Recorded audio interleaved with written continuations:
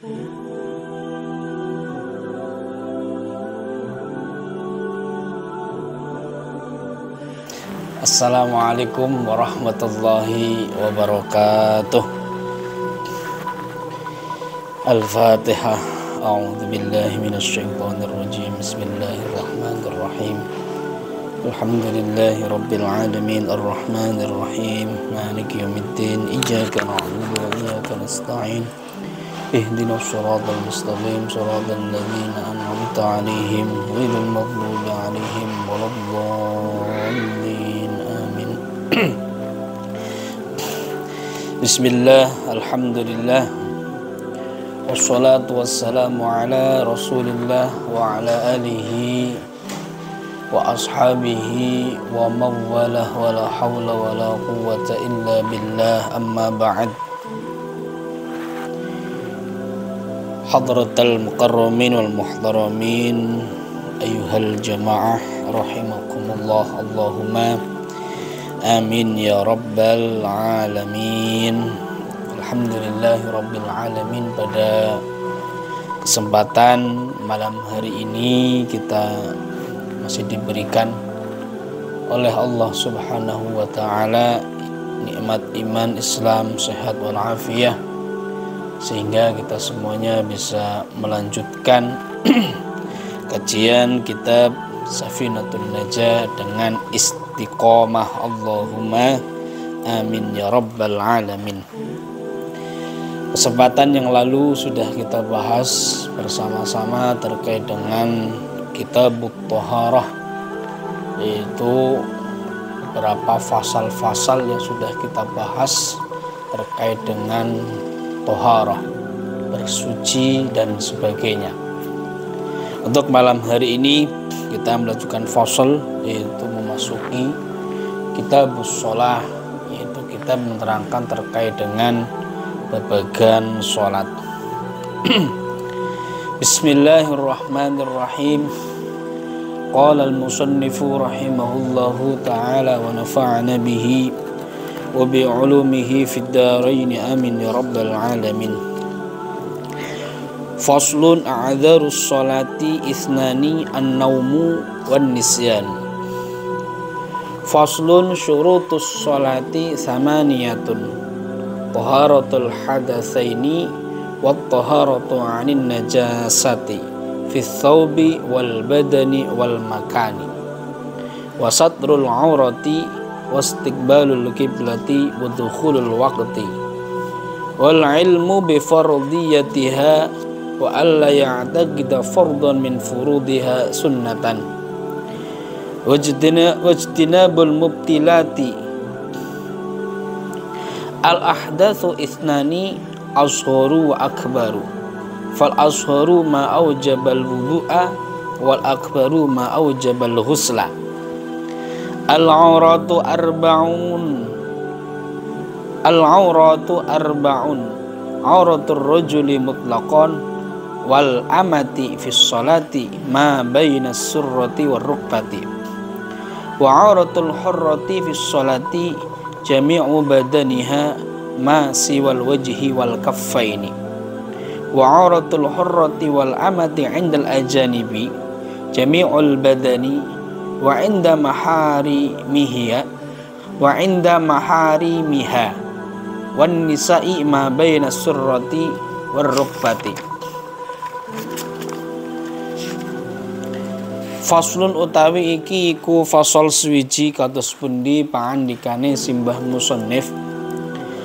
A'dzarus sholati utawi pira-pira uzure salat iku isnani ana loro. Rupane an-naumu swiji iku turu, wan nisyanu lan kelalen lali. Faslun syurutus sholati utawi pira-pira syarate salat iku samaniyatun ana 8. Rupane taharatul hadatsaini suwiji iku suci saking hadas loro. Wa taharatul lan suci anin najasati saking najis fi thawbi ing dalem dodote pakaian. Wal badani lan badane wal makani lan panggonane. Wasatrul aurati lan nutupi aurat wastiqbalul kiblat lan madhab kiblat, wa dukhulul waqti lan manjing waktu, wal ilmu lan amruhi bi fardhiyatiha kelawan kefarduane salat. Wa alla ya'taqidalan yen ora nekadaken sapa wong fardhu ing fardhu swiji min furudiha saking pira-pira fardhune salat sunnatan ing sunat, wajtinabul mubtilati lan ngedohi perkara-perkara kang batalaken salat. Al ahdatsu tai pira-pira hadas iku isnani ana loro rupane asuru swiji ku hadas cilik, wa akbarun hadas gede. Fal asghuru moko utawi hadas cilik iku mahadas silai ma aujaba kang majibaken apa ma al wudu ing wudu. Wal akbaru utawi hadas kang gede iku mahadas silai ma aujaba kang majibaken apa ma al ghusla ing adus. Al auratu utawi pira-pira aurat iku arbaun ana papat. Rupane auratur rajuli utawi aurate wong lanang mutlaqan hale mutlak, wal amati lan aurate budak amat, budak wedon. Fi sholati dalam salat iku ma barang sile ma baina surati kang ana ing dalam antarane wudul war rukbati lan tengkul. Wa auratul hurrati utawi aurate wong wadon kang merdeka fi sholati ing dalam salat iku jami'u badaniha sekabehane badane hurrah. Ma perkara si wal wajhi kang sakliyane wajah, wal kaffaini lan epek-epek loro. Wa auratul hurrati utai aurate wong wadon kang merdeka wal amati lan budak amat. Indal ajanibi ing dalam nalikane teng sandinge, indal ajanibi ing dalam sandinge wong liya, wong lanang liya iku jami'ul badani sekabehane badan. Wa inda mahari miha lan ing dalam sandinge mahrame wadon ya wadon hurrah lan amat wau niku wan nisa ilan wong wadon wong liya wadon iku ma barang bayana surati kang ana ing dalam antarane wudul war rukbati lan dengkul. Bismillahirrahmanirrahim. Malam ini kita akan bahas sudah masuk keterangan yaitu salat. Di sini terangkan fasul a'dzarus sholati isnani. Uzurnya salat, uzur itu alasan. Alasan apa? Alasan seseorang itu diperkenankan untuk tidak menjalankan salat di waktunya. Di sini a'dzarus sholati isnan, hanya dua. Yang pertama apa? Yang pertama an-naum, tidur. Termasuk uzurnya sholat, maksudnya orang itu tidak sholat karena uzur ini orang tersebut tidak dosa, begitu. Yaitu apa? Ketika orang tersebut tidak melaksanakan sholat karena tidur. Contoh, saya jam 11 siang.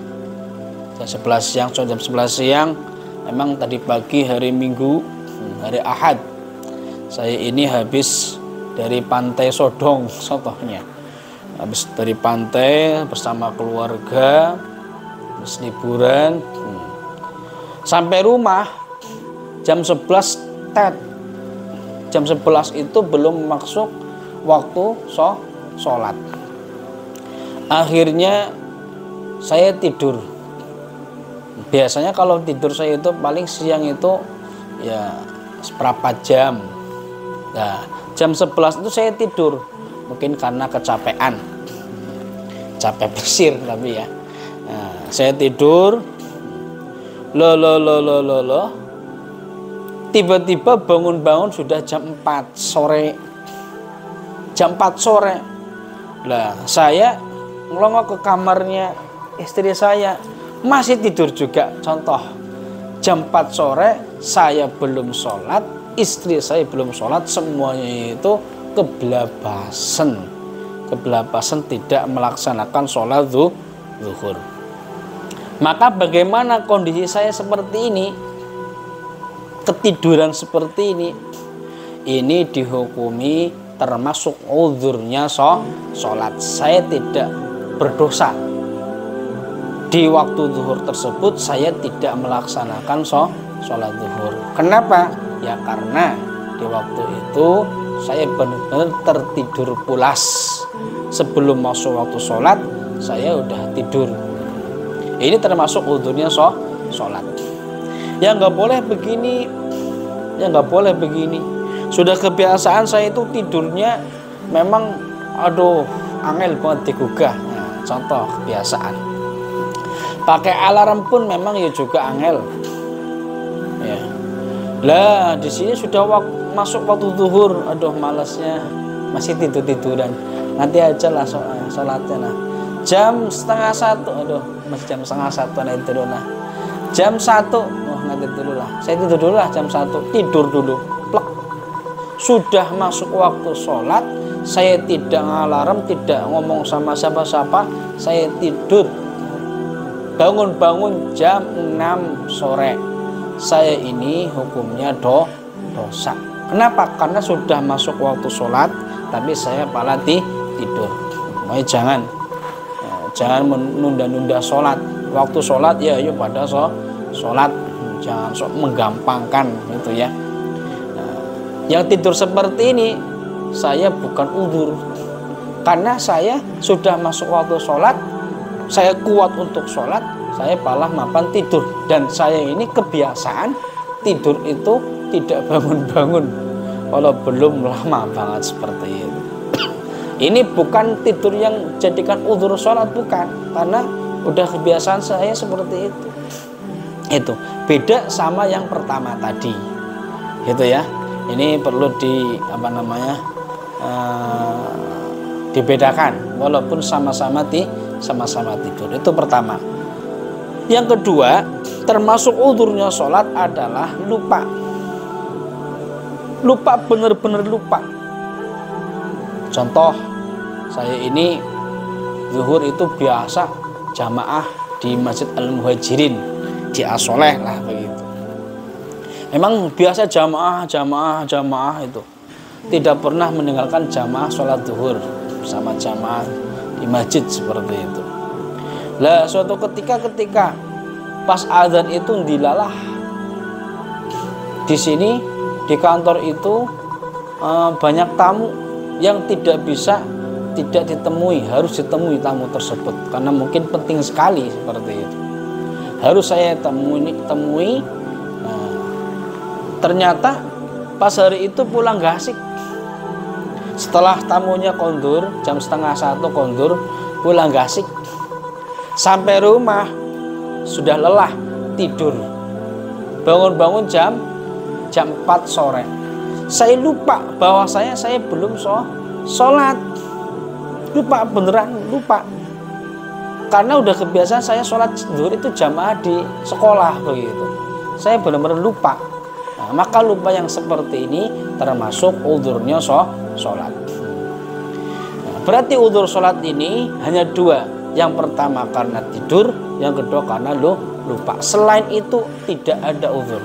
Selama kita masih berakal sehat, disitulah kita wajib melaksanakan sholat kapanpun, dimanapun. Jangan sampai kita meninggalkan sholat yang 5 waktu tersebut, gitu ya. Nah, karena sholat ini ya barometer kita sebagai orang muslim. Sudah ngaku Islam, kita bisa mendirikan Islam kita kokoh, ya kita bisa melaksanakan sholat dengan sempurna dan tepat waktu, tidak pernah meninggalkan sholat seperti itu. Pokoknya kita harus berusaha semaksimal mungkin, jangan sampai kita satupun sekalipun meninggalkan sholat tanpa uzur syar'i ini. Berarti tidur dan lupa. Tidur di sini tidur kayak tadi itu benar-benar uzur. Lupa diisi ke lupa yang seperti itu. Yang terpenting kita dalam keadaan melaksanakan sesuatu yang bukan maksiat. Lupanya itu. Kalau lupanya itu melaksanakannya maksiat, maka di sini hukumnya tetap dosa, bukan uzur. Contoh, saya ini di waktu zuhur tersebut memang saya lagi maksiat, lagi jambret, ataupun lagi merampok di mana sampai kelupaan sudah masuk waktu asar. Oh iya, tadi saya belum sholat zuhur. Yang lupa seperti ini hukumnya haram. Kenapa? Karena saya dalam keadaan maksiat ketika lupa. Seperti itu. Insya Allah gampang lah. Ini a'dzarus sholati isnani an-naum. Faslun syurutus sholati tsamaniyah. Syaratnya sholat. Sebelum sholat kita harus perhatikan apakah syarat-syarat ini yang 8 ini sudah kita penuhi atau belum. Di sini. Yang pertama, taharatul hadatsain. Orang yang sholat itu harus suci daripada 2 hadas, baik hadas kecil ataupun hadas besar. Nggak boleh lagi berhadas sholat saja, apalagi hadas besar sholat saja, itu nggak boleh. Harus dipastikan saya ini wudunya udah benar, mandinya sudah benar. Oh, berarti saya melaksanakan sholat. Berarti pastikan walaupun sudah wudu, walaupun sudah mandi, tapi kita belum bisa memastikan wudunya benar ataupun mandinya benar. Nah, ini berarti belum menyelesaikan syarat yang pertama. Harus taharatul hadatsain, suci daripada 2 hadas, baik hadas yang kecil ataupun yang besar. Wa taharatu anin najasati fi thawb wal badan wal makan. Dan suci daripada najis. Nggak boleh sholat membawa najis. Dalam apa? Di dalam pakaiannya kita kontrol dari atas. Peci kita apakah suci apa tidak. Ini peci yang warna hitam ini juga harus hati-hati nih. Nih, peci hitam. Kita nggak bisa lihat ini suci apa tidak. Oh, suci tidak ada, kita pakai. Dikontrol pecinya. Ini peci murah ini. Ya, dikontrol peci, nggak apa-apa walaupun murah tapi suci. Gitu. Pecinya dikontrol, bajunya dikontrol. Ini pakaian, baju luar ataupun baju dalam. Bawahan pakai sarung dikontrol. Ini fisaub, pakaiannya, dodotnya harus dikontrol. Oh, sudah suci semuanya, beres. Badan kita dari ujung rambut sampai ujung kaki, apakah ada najisnya apa tidak? Oh, tidak ada, selesai. Setelah itu bajunya suci, badannya suci. Tinggal lihat tempatnya. Sebelum takbir kita lihat, oh ini sajadahnya ini suci, ataupun nggak pakai sajadah ini lantainya suci. Oh, baru kita melaksanakan sholat. Itu harus kontrol. Pakaian yang kita pakai apapun itu, badan kita. Terus yang ketiga, tempat untuk kita melaksanakan sholat dipastikan sudah suci, seperti itu. Itu. Yang selanjutnya wasatul aurati, menutupi aurat. Harus menutupi aurat. Nanti diterangkan auratnya bagaimana. Sekilas kalau laki-laki auratnya ketika sholat ataupun di luar sholat itu ma baina surrah war rukbah. Contoh saya emang laki-laki, ya menutupi aurat antara pusar sampai lutut itu harus ditutup. Nggak boleh asal-asalan pakai sarung. Sarungnya di sebelah sini bolong, memang sering rokok akhirnya ketetesan kena ini rokok, malah ini bolong dipakai saja. Itu nggak boleh. Harus wasatul aurah. Itu yang suatu laki-laki. Perempuan pun seperti itu. Selain wajah dan selain kedua telapak tangan itu wajib ditutup. Nanti di belakang diterangkan khusus begitu. Wastiqbalul kiblati, menghadap kiblat. Kita menghadap kiblatnya ke Makkah, ke Masjidil Haram. Dulu para orang-orang Islam di awal-awal itu menghadapnya ke Masjidil Aqsa, tapi sekarang sudah menghadap ke Masjidil Haram di Mekah, seperti itu. Hanya di awal-awal saja dulu. Harus menghadap kiblat, nggak boleh asal-asalan sholat. Nah, sementing sholat menghadap kemanapun nggak apa-apa, nggak boleh. terkecuali nanti ada sholat-sholat tertentu. Contohnya fi syiddatil khauf. Contohnya lagi udah masuk waktu sholat, lagi dalam peperangan, kan syiddatil khauf, sangat takut, maka sholat menghadap kemana saja tidak masalah.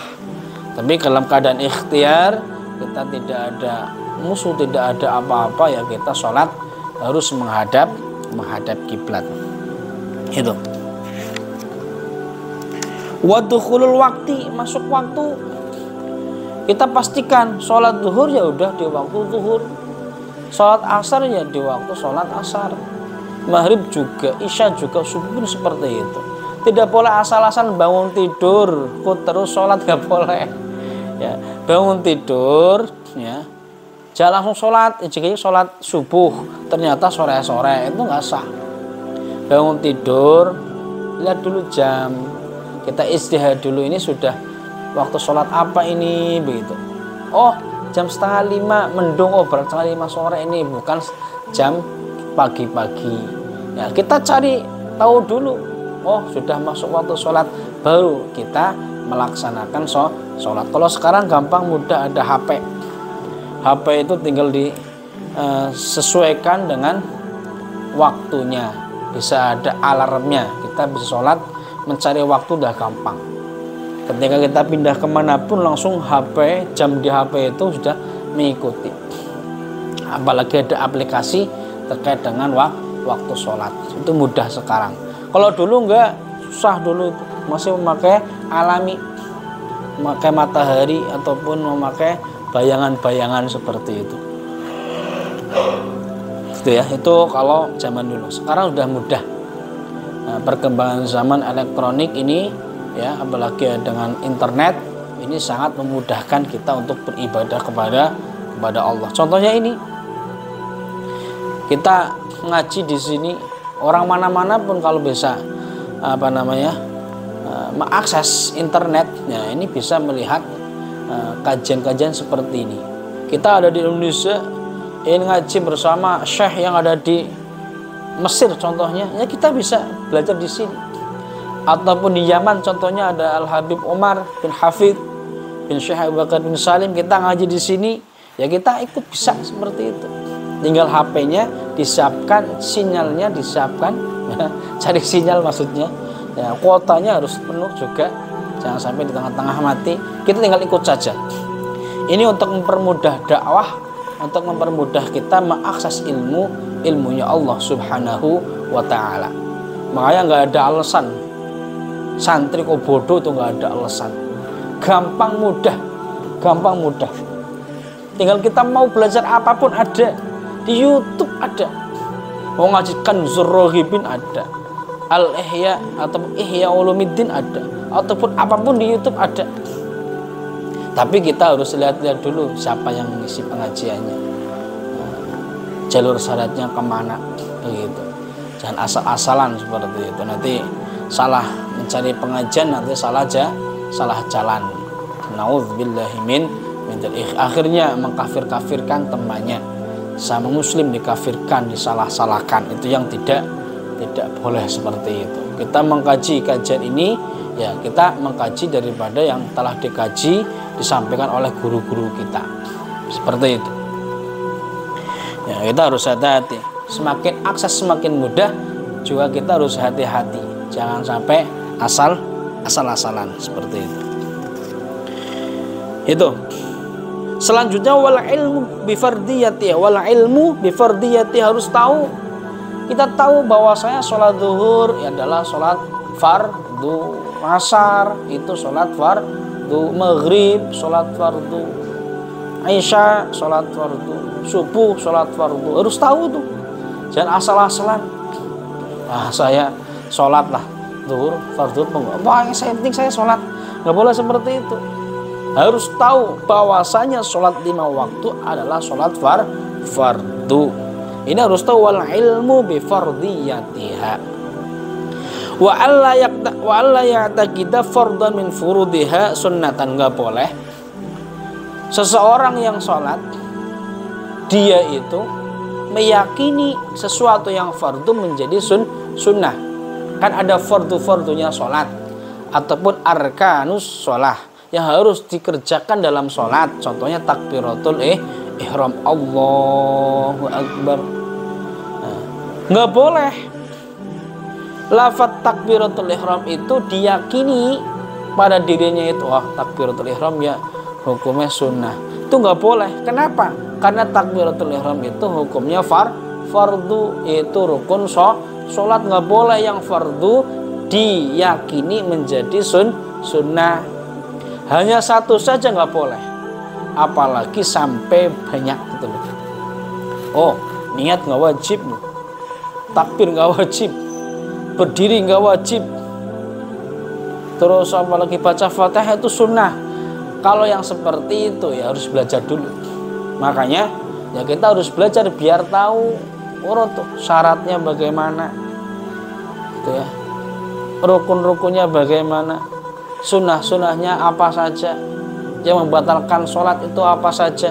Jadi kita tahu dulu ilmunya, kita beribadah didasari dengan ilmu yang kita sudah tahu. Nggak usah terlalu tinggi-tinggi lah. Kitab Safinatun Najah insya Allah untuk kita beribadah yang mahdhah ini insya Allah udah lumayan cukup. Belum cukup banget, tapi lumayan. Hanya kajian ini ya lumayan untuk kita harus ketahui. Biar apa? Biar kita toharohnya sudah sesuai, nanti sholatnya sudah sesuai dengan ilmunya.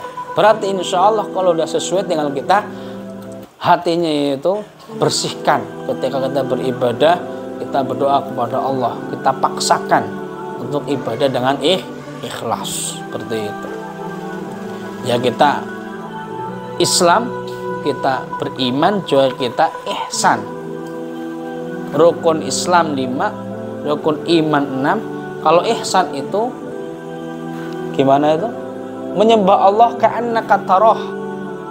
Sembahlah Allah itu seakan-akan kamu itu melihat Allah. Fa illam takun tarah fa innahu yarak. Kalau kamu tidak bisa melihat Allah, fa innahu yarak. Yakinlah bahwa Allah Maha melihat apa yang kita kerjakan. Itu ihsan. Kita harus bisa seperti itu. Ya belajar. Yang terakhir, syaratnya sholat adalah wajtinabul mubtilat. Orang yang sholat itu harus menjauhi perkara-perkara yang membatalkan sholat. Apa saja. Makanya kita belajar biar tahu, ini membatalkan sholat, berarti saya tidak boleh melaksanakan ini. Contoh ngobrol, Allahu Akbar, nggak boleh ngobrol. Masa sholat ngobrol? Kalau dia pernah belajar sholat ngobrol itu membatalkan sholat, berarti dia harus menghindar dari ngobrol. Gerak yang banyak, nggak boleh begini lagi sholat begini ini, itu nggak boleh begitu. Ataupun makan, minum dan sebagainya, ini seperti itu. Hal-hal yang membatalkan sholat harus kita jauhi, nggak boleh kita kerjakan. Itu harus tahu seperti itu. Itu 8 fardunya sholat. 8 syarat-syaratnya sholat. Mohon maaf, syurutus sholat. Itu syarat-syaratnya sholat yang ada adalah 8. Al-ahdatsu isnani azghar wa akbar. Hadas itu ada 2. Ada hadas kecil, ada hadas besar. Apa itu hadas kecil? Aujabal wudu. Kalau hadas kecil adalah sesuatu hadas yang mewajibkan wudu, itu hadas kecil. Apa itu hadas besar? Aujabal ghusla. Itu hadas yang mewajibkan mandi. Itu 2 tuh. Hadas kecil adalah hadas mewajibkan wudu, hadas besar adalah hadas mewajibkan mandi. Lanjut sedikit lagi ini. Al-auratu arba'un. Aurat itu ada 4. Yang pertama, auratul rajuli mutlaqan wal amati fi shalah ma baina surrah war rukbah. Yang pertama, auratnya laki-laki mau di dalam salat ataupun di luar salat secara mutlak. Dan auratnya perempuan amat, budak perempuan ketika lagi sholat, bukan di luar sholat ini. Itu auratnya ma baina surrah war rukbah, antara pusar dan lutut. Selainnya nggak wajib ditutup. Yang wajib tutup itu laki-laki itu pusar sampai lutut. Makanya laki-laki itu sholat hanya pakai sarung doang itu nggak apa-apa. Ataupun budak perempuan sholat hanya pakai sarung doang itu tetap hukumnya sah, begitu ya. Cuma sekarang nggak ada budak, begitu. Di Indonesia nggak ada budak amat seperti ini. Itu pertama. Yang selanjutnya wa'auratul hurrati fi shalah jami'u badaniha ma siwal wajhi wal kaffain. Auratnya perempuan yang merdeka, ya kayak kita ini, saudara-saudari kita, perempuan yang merdeka, auratnya ketika diterangkan di sini, ketika dalam sholat itu semuanya aurat kecuali ma siwal wajhi wal kaffain, kecuali wajah dan kedua telapak tangan. Ini nggak apa-apa dibuka nih, ciri-cirinya itu nggak apa-apa. Wajahnya kelihatan juga nggak apa-apa ketika sholat. Ini wajah ini. Nah, ini bukan wajah, berarti ini wajib ditutup. Tuh, pernah saya sampaikan dulu itu. Nah, ini kalau beli mukena, beli rukuh itu yang benar-benar rukuh syar'i, benar-benar rukuhnya itu sudah menutup aurat, nggak boleh asal-asalan gitu ya. Karena selain wajah dan kedua telapak tangan, kalau kaki aurat, kedua telapak tangan ini sampai sini ila ku'ain. Ini selainnya itu wajib ditutup, nggak boleh dibuka seperti itu. Itu auratul hurrati fi shalah jami'u badaniha ma siwal wajhi wal kaffain. Selanjutnya nomor 3 wa'auratul hurrati wal amati 'indal ajanibi jami'ul badan. Auratnya perempuan yang merdeka dan auratnya budak perempuan amat di samping orang lain, yaitu laki-laki lain itu laki-laki yang bukan mahramnya. Maka di sini auratnya semuanya. Ini di kitab kecil ini loh. Perempuan itu semuanya, wajah aurat ya Allah, tangan aurat, semuanya itu aurat. Di Indonesia ini belum berlaku ini ya. Padahal di kitab ini ya, kalau kita mau ikut kitab ini kitab Safinatun Najah, itu semuanya aurat, baik wajah ataupun kedua telapak tangan. Makanya ada saudari kita yang memakai cadar itu benar. Itu benar sesuai madhab Imam Syafi'i. Ya mudah-mudahan kita bisa melaksanakan dengan baik. Allahumma amin ya rabbal alamin. Ini kitab ini loh. Itu kalau disarannya begitu, bin nisbah linadrihim ilaihima, dengan menisbatkan bahwasanya itu tidak boleh dilihat wajahnya dan kedua tangannya, itu nggak boleh dilihat. Kalau dibuka nggak apa-apa, tapi jangan dilihat. Tapi kan nggak melihat. Nah, ini ya Allah ya. Hatal wajhi wal kaffain walau inda abnil fitnah, sampai wajah dan kedua telapak tangan walaupun ketika aman dari fitnah pun nggak boleh dilihat. Fayahrumu alaihim ayanzuru ila syai'in min badanihima walau qalamata dhafrin munfasilah minhuma. Tuh, maka laki-laki itu nggak boleh melihatnya. Makanya kalau ketemu perempuan merem di tengah jalan, lagi naik motor merem, akhirnya nabrak. Aduh ya, ini kita hati-hati lah. Kita hati-hati. Yang penting kita tidak melihat. Walaupun di sini melihat hanya sedikit daripada, ya sedikit banget. Contohnya ada kuku aurat tuh, semuanya sih. Kuku rambut juga itu aurat. Itu jangan dilihat, itu nggak boleh melihat kukunya, rambutnya. Aduh ya Allah ya. Ini hukumnya aurat semuanya di kitab ini. Kita paham seperti itu. Yang terakhir Wa inda maharimiha wan nisa'i ma baina surah wa rukbah. Tapi kalau wanita baik budak ataupun merdeka ketika berada di samping mahramnya sama bapaknya, mbahnya, adiknya, anaknya itu ya. Ataupun beserta sama-sama perempuan yang wajib ditutup itu ma baina surah wa rukbah, antara pusar sampai lutut. Sini bukan aurat sebenarnya, cuma pantese ya, pantese. Masa ngobrol kalau bapaknya orang nganggo baju ya kurang pantes begitu. Walaupun dalam hukum Islam itu hanya pusar sampai lutut saja yang wajib ditutup, tapi ya pantese itu pantes lah ya, itu seperti itu. Ini pelajaran pada malam hari ini mudah-mudahan bisa kita pahami dan mudah-mudahan bisa kita amalkan dalam kehidupan sehari-hari menjadi ilmu yang manfaat barokah. Allahumma amin ya rabbal alamin. Wallahu a'lam bishawab. Wassalamualaikum warahmatullahi wabarakatuh.